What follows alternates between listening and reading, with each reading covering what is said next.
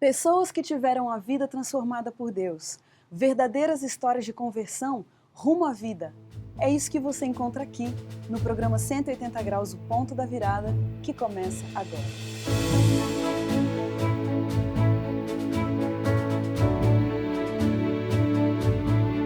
Quando sentimos o toque de Deus na vida, uma mudança acontece.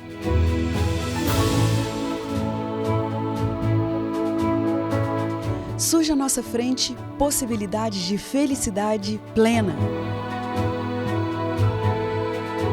O toque de Deus restaura, renova, refaz.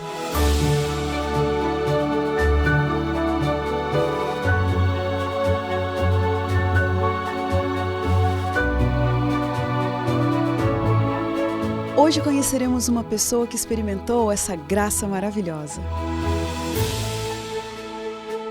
Ela vai nos contar sobre essa mudança de 180 graus que lhe trouxe paz.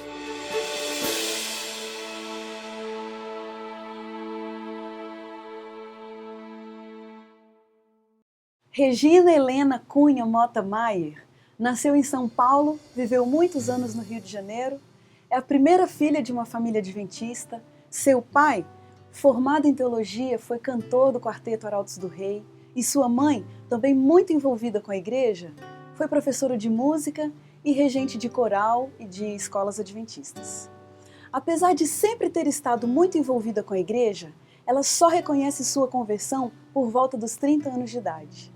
Cantou na igreja desde sempre, mas levava uma vida que ela chama de meio dupla e vivia uma religião burocrática. Pouco a pouco, foi afundando num mar de lugares inadequados, atitudes inadequadas, relacionamentos inadequados, enfim. Só quando ela chegou a um ponto insustentável, é que Deus aproveitou sua fragilidade e transformou sua vida em 180 graus. Ao olhar para trás, ela tem certeza de que Deus curou suas feridas e as fechou completamente. Regina, pensa numa fã que te admira muito e está tendo a oportunidade de te entrevistar agora. Sou gracinha.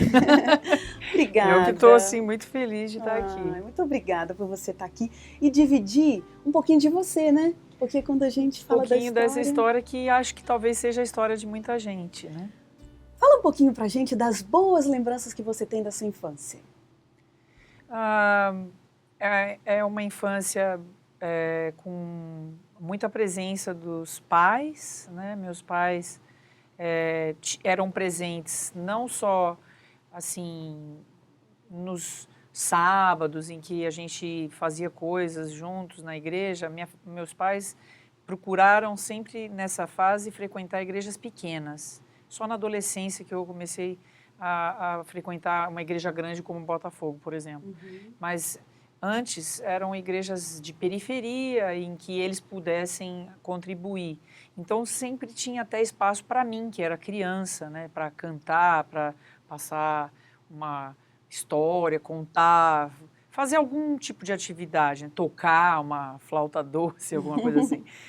E também eram presentes nas viagens. Minha família viajava muito junto, a gente cantava muito no carro, né, durante as viagens. Que gostoso. Música religiosa, música folclórica. Então, é uma infância também com muita presença dos meus irmãos. Eu tenho um irmão e uma irmã, tinha um irmão, tenho uma irmã. A gente era bem unido e as idades eram mais ou menos perto e a gente brincava muito junto. Então, que gostoso. Muitas lembranças bem gostosas. Com relação a princípios religiosos, né, e base, formação espiritual, que rumo que a sua cabecinha foi levando ali na sua juventude? Como que foi o caminho que você escolheu? Eu, olhando para trás, eu acho que eu era uma criança, assim, bastante espiritual. Eu me lembro, na adolescência, assim, no começo da minha adolescência, 15 anos, 16, de ir para um lugar onde eu morava, tinha assim, uns bosques, ir para esses lugares, orar e falar com Deus. Então, eu acho que que eu tinha uma história que estava indo muito bem. Algumas coisas acabaram não contribuindo muito.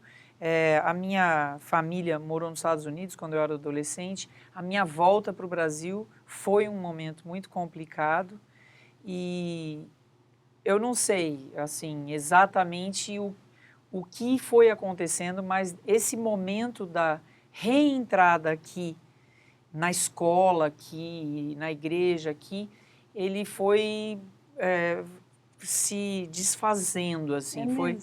E aí eu acho que nesse momento assim de ir para uma faculdade não cristã e a soma de tudo isso, que eu não sei nem o que é o tudo, né?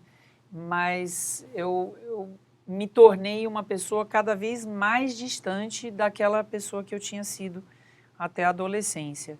E isso vai muito aos poucos, né? Infelizmente, às vezes você não percebe o quão longe você está caminhando de Deus. Então, eu ia à igreja, então eu tinha a sensação de que estava tudo bem. E, na verdade, estava tudo indo bem mal, entendeu? Olha, quando você abriu o olho, qual a condição, qual a situação em que você já se encontrava? Eu acho que a primeira abertura, né, de olhos é quando você percebe que você está longe, mas não existe nenhum desejo de estar perto. Puxa. Então, eu não acho que foi um momento, mas, obviamente, quando eu tinha 20 e poucos anos, 22, eu sabia muito bem que eu tinha um casaco de ovelha para colocar no sábado para ir na igreja e nos outros dias eu tirava esse casaco e era lobo mesmo. Então eu acho que eu tinha essa consciência, não foi num momento, mas ela foi aparecendo, porque afinal de contas, né, a gente se olha, a gente se vê, alguma hora você se analisa, né? Mas não tinha nenhum tipo de vontade de mudar essa realidade. É mesmo, então não te incomodava.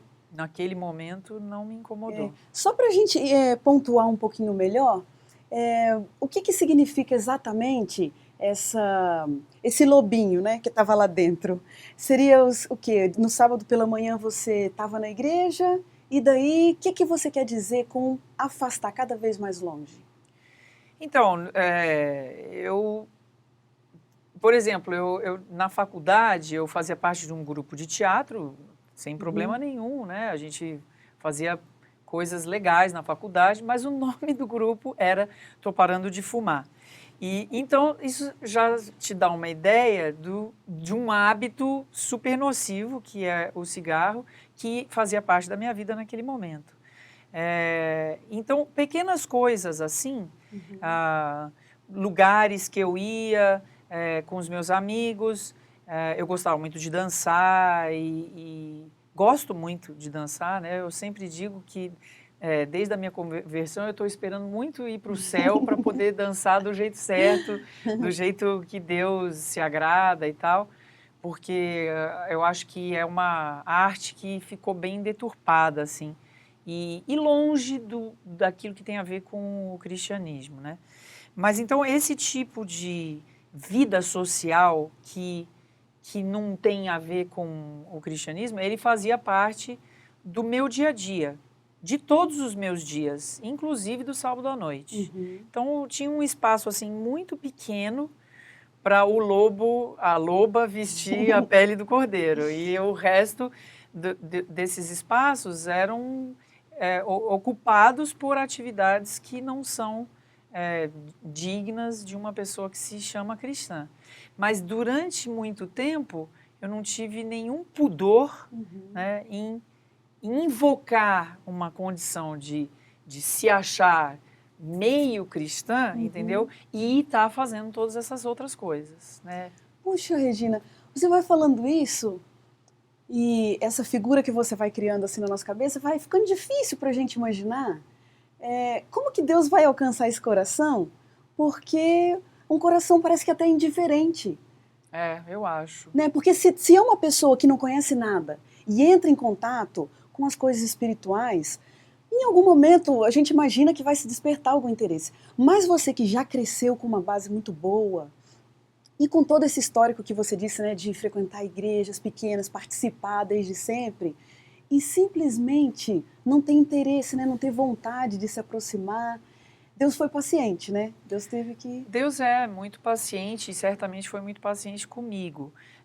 Eu acho assim que, por exemplo, quando eu percebo algumas pessoas na igreja, em qualquer igreja, né, numa congregação,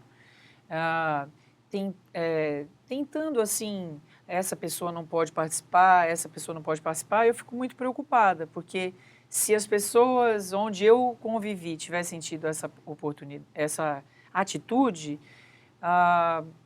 talvez tivesse sido uma distância muito maior. Entendi. Eu ainda me sentia, de alguma forma, acolhida na igreja, né? Uhum. Eu não estava com exatamente as roupas que as pessoas achavam que era a melhor opção, eu não tinha a atitude que talvez fosse a melhor, e mesmo assim havia um grupo de pessoas que me acolhia e havia assim uma aceitação pela parte dos meus pais também, que obviamente uma mãe sempre sabe no que os seus filhos estão metidos, né? E ela nunca tinha uma atitude assim, um dedo apontado, eu te julgo, você não pode cantar no coral. Nunca, nunca ouvi isso na minha casa. E eu acho que isso foi fundamental para que eu estivesse no terreno da atuação de Deus. É óbvio que você, pelo teu programa, você já conhece tantas histórias de pessoas que estão fora e Deus torna aquele momento o terreno dele, porque ele quer salvar, né? Mas eu acho que para todas as pessoas que podem estar me escutando, né, e que têm essa religião burocrática, saiba que Deus, ele não vai te deixar em paz. Ele vai lá e vai mandar uma mensagem especial, ele vai, alguma coisa que vai te tocar, até que a sua insensibilidade termine. Alguma hora ele consegue. Né? Ai, nossa, essa é a nossa esperança, né? Sim. Agora, que bom que o tempo passou e hoje a gente já está aqui para contar que em algum momento essa insensibilidade foi quebrada. Amém. E a nossa curiosidade é justamente com essa, né? Com tanta oportunidade boa que você teve, deve ter participado de tantos eventos tão especiais na igreja, o que acabou acontecendo que mudou sua cabeça, caiu a ficha e você falou, gente, eu tenho um Deus, eu tenho um Salvador. Que momento foi esse? Olha, como você falou no início do programa, eu estava num fundo do poço, assim, em relacionamentos afetivamente, muita complicação, tudo provindo, ou não sei se qual é a conjugação certa, mas Entendi. vindo das escolhas erradas de como se relacionar afetivamente também, né? Então você para no meu caso eu parei de seguir aquilo que Deus considera como sendo um bom relacionamento e saudável, afetivo para um jovem. Então, com 27 anos, eu estava numa confusão afetiva, mental, meu coração assim quebrantado mesmo, de não conseguir achar um caminho. Olha. E uma coisa marcante da igreja, que teve uma influência muito grande nesse começo de uma percepção disso, como sendo o afastamento de Deus, porque você vai né, tem aí a psicanálise, tem mil coisas que eu concordo, que eu acho que ajudam e tudo mais, mas que no momento era só por esse lado que eu estava avaliando. Então, me analisando como um ser que está tomando essa... mas não como um ser que está longe de Deus e fazendo tudo errado, né?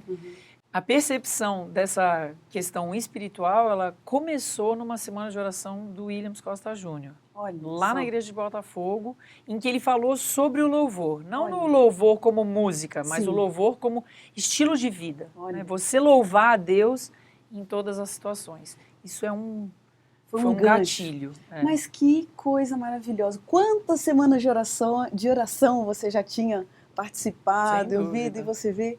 Regina, eu tenho aqui comigo uma poesia do Jader Santos. Vou ler essa poesia e te fazer uma perguntinha. Passei tribulações, eu já sofri na minha vida. Qual ave sem um ninho, procurando abrigo. Clamei em alta voz, ninguém queria ouvir. Senhor, eu perguntei, por quê? É preciso confiar em Deus. Quando a sombra do mal, batendo a porta vem. É preciso com fé lutar. É preciso tão só lembrar que depois dessas trevas vem o sol, que depois da angústia vem a paz. É através do sofrer que eu toco a mão de Deus. É preciso coragem para seguir, pois um dia a tristeza findará. E ao final, todo pranto ele enxugará. Por que essa música foi marcante para você, como pessoa e na sua carreira, também como cantora? Então, o Jader é outra pessoa que me acolhia muito, né, na minha experiência assim tão esquizofrênica e cheia de lados, né? E esse momento que eu tô te relatando, o Jader morava nos Estados Unidos, ele estava fazendo mestrado. Mas a gente nunca parou de se comunicar, não tinha e-mail na época, ia carta pelo correio mesmo. E ele sabia alguma parte assim do que eu estava passando, eu escrevi para ele contando, e ele me mandou uma carta que eu tenho até hoje, e com essa partitura que eu tenho até hoje. Ele escreveu à mão a partitura e a lápis e tirou uma cópia e colocou na carta. Eu, na verdade, nesse momento, eu já estava assim super perto de Jesus quando ele me escreveu essa carta. Ainda sofrendo muito, mas perto de Jesus e super esperançosa. Não, ele vai fazer as coisas se fecharem, as coisas vão fazer sentido, né? E eu tinha tido a oportunidade, você tinha falado, né, que portas Deus abriu, né? Uma porta que Deus abriu foi a gravação de um disco, que era uma coisa que eu nunca tinha almejado, né? Eu sempre cantei e tal, gostava de cantar, mas não tinha feito esse plano, né, para minha vida. Quando o Jader mandou essa música, eu já tinha fechado um repertório. Só que essa música ela era tão descritiva de tudo que eu tinha passado e estava passando ainda, que eu tirei uma música e coloquei essa, de última hora. Acho que essa carta chegou 2 semanas antes de eu entrar em estúdio. Obviamente, né, é uma inspiração de Deus maravilhosa que ele deu essa letra tão perfeita para o Jader. Mais para frente, o Jader escreveu Voltei, que também é uma descrição assim inspirada da minha vida, né? Mas nesse primeiro disco era muito mais importante eu falar da minha confiança em Deus no meio da provação. Porque o Voltei, quando eu canto Voltei em 94, eu já estava... as coisas já tinham se encaixado, eu tinha casado, eu tinha resolvido essa questão afetiva, eu tinha resolvido um pouco melhor a questão profissional, ainda não estava todo fechado, mas já estava começando a visualizar e tal. Então, nesse primeiro momento, o que eu precisava falar para as pessoas é que, ok, você pode louvar a Deus mesmo no meio do seu sofrimento. E, obviamente, isso falou muito para as pessoas que sofreram ou estavam sofrendo como eu. Que verdades que você descobriu depois disso? Porque eu costumo perguntar aqui no programa para uma pessoa que não conhecia Jesus, não sabia nada de Bíblia, né? Que verdades que ela descobriu. Mas você, tendo sido educada, baseada na Bíblia, né? A vida toda na igreja, depois desse ponto de entrega que você teve, que verdades que você descobriu, que lições que Deus te mostrou na vida? Que eu estou aprendendo até hoje, né? Eu acho que eu dei várias 180 na vida, porque é normal e natural para o ser humano se afastar, né? E Deus, ele sempre vem não, para cá, ali não vai dar certo. Eu acho que a, a, a primeira verdade é a entrega.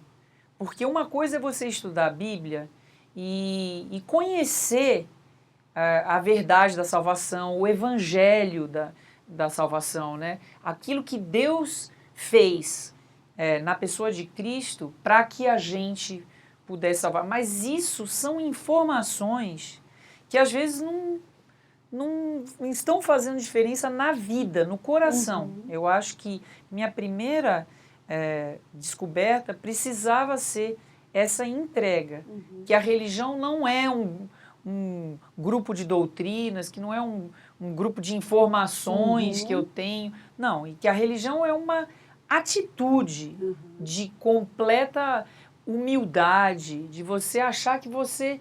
Achar não, você ter certeza que você não sabe nada, de que você não tem nada e que Deus é que vai te dar tudo. Eu tenho uma personalidade assim, eu amo que tem Pedro na Bíblia, porque eu sou muito colérica, como ele, né, sanguínea, falo antes de pensar e tal.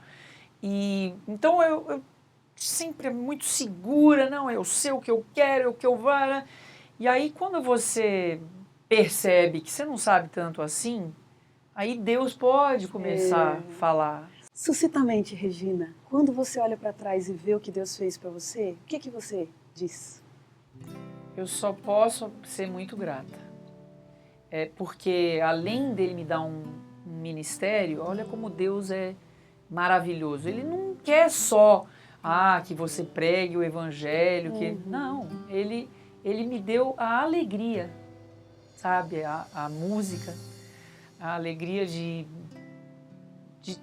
poder fazer o que eu gosto e tocar as pessoas, sabe? Isso é uma coisa que eu agradeço tanto a Deus, o fato dele me colocar com pessoas que continuam me dando o prazer de fazer música. O fato de eu estar há tantos anos na estrada e ainda ter a possibilidade de fazer música e de como essa música contar a minha história para as pessoas.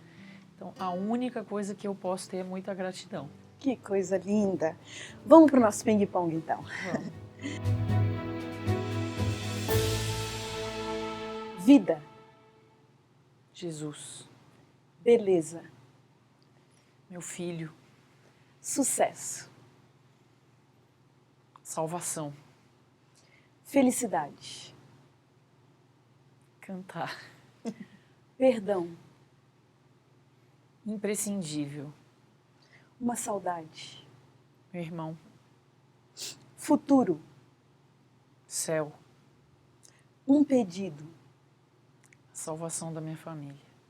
Um medo. A não salvação, o oposto da salvação. Uma grande verdade.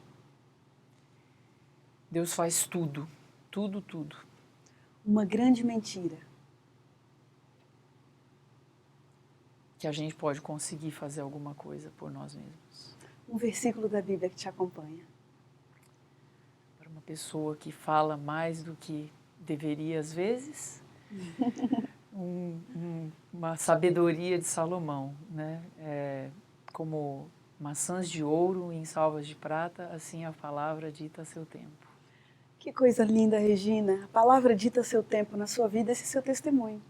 Tá? Agora é o tempo desse testemunho maravilhoso.